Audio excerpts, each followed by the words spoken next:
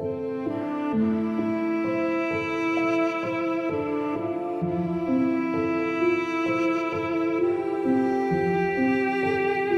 соли балоғат ай кай сар мешавад? Аку синни соли балоғат, бародарои азиз, духтара аз 9 солагӣ мегӯем, бачара аз 12 солагӣ.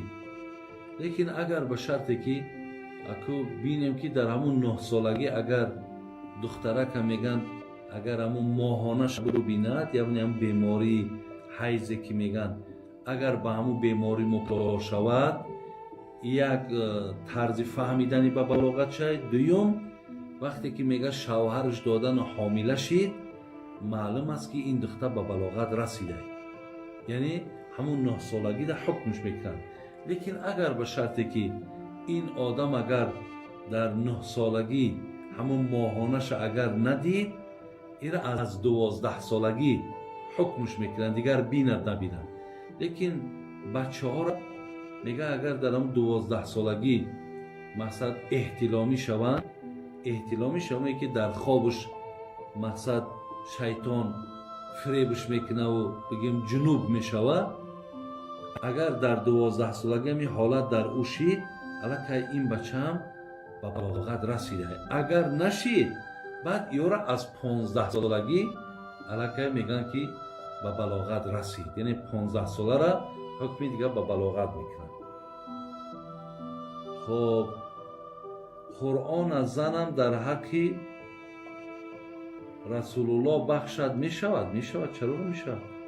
агар шумо мисол ана қуръона хонена дар ҳаққи пайғамбармон бахшем, дар ҳаққи асҳобаш бахшем, албатта балбат мешавад. иншоалло аҷра мегирем, савоба мегирем ва иншоалло пайғамбарам рӯҳшам аз шумо хушнуд мешавад.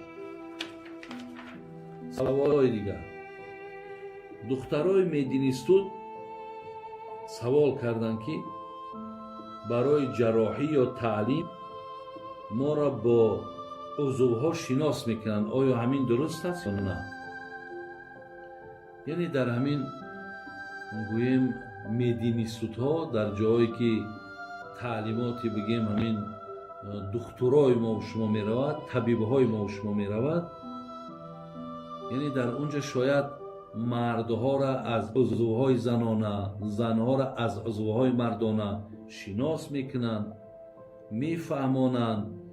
хоб яъне дуруст будану нодуруст будану сиҳат будану бемор будани ҳамин узвҳоро нишоншон метаҳанд.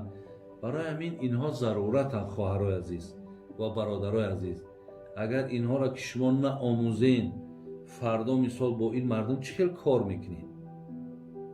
барои ҳамин яъне шумо яъне дар инҷа маъзуред. яъне шумо мақсад ҳамун дарсҳое ки хоҳарои мо мехонанд, мисол аз узвҳои мардона қатъи шинос шуданда, фикр мекунем ки албатта ҳамун таълимдиҳандаҳошон ҳам занҳо ҳастанд.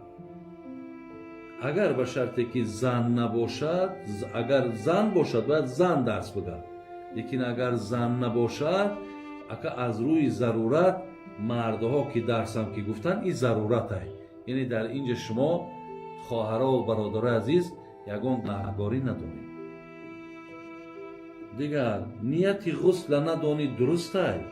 мақсад одамое ҳаст ки бо хонадорӣ мекунанд, ё мумкин ки мисол ҳамун ҳолатҳое мешавад ки безанану бешавҳарану, лекин дар хобҳошон мақсад ҳамин оба мебинанд. оё инҳо нияти ғусла надонанд, яъне ҳамун нияти ғусли ҷанобата намедонанд?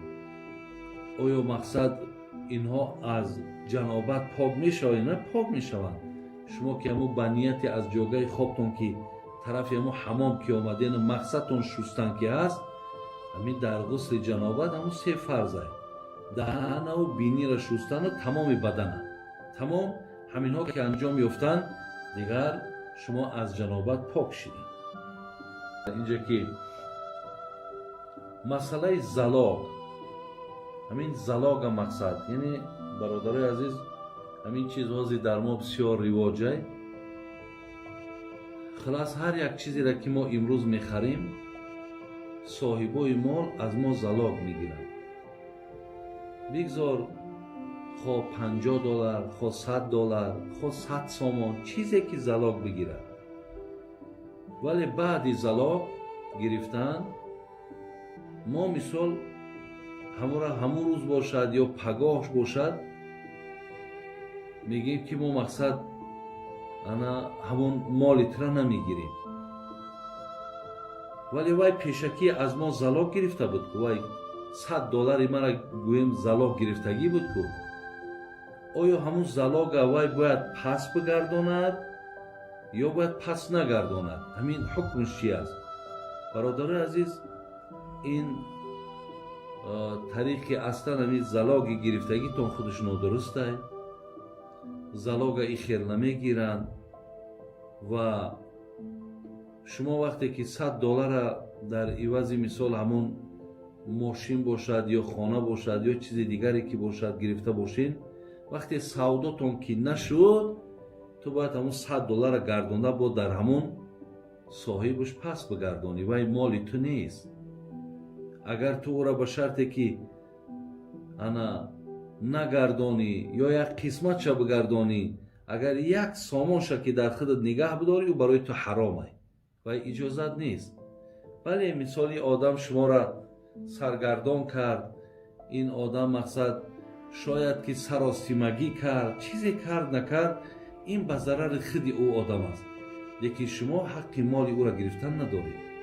اگر به شرطی که مثال مثل که از ماشین بازار ماشین ها را بیرون میکنن، وقتی که میگه من میرم میخرم، ممکن پولی ستاینکه و پولی تا برآوردن و آوردن یگان لیتر بنزین گاز صرف میشود، همون خراجات شدگی را مثال چند سومی که استاینکه باشد، چند سومی که خراجاتی که وای ماشین با فلان مثال منطقه را برده است، همونجا چند قدر خراجات شده است، همون خراجات را حقی طلب کردن داری، لیکن پولی залог تو صاحب شدن حق نداری. برادر عزیز، من حفظ کنم برادر عزیز،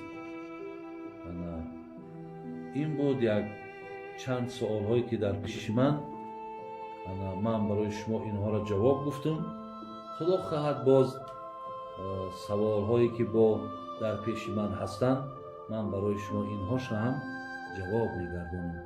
الحال خدای مهربان همه شما را عمر دراز بده، ایمان کامل تون بده، خداوند سعادت دنیا و آخرت تون بده و الله مهربان به همه مقصدها و مرامهاتون موفق و میسر تون کنه.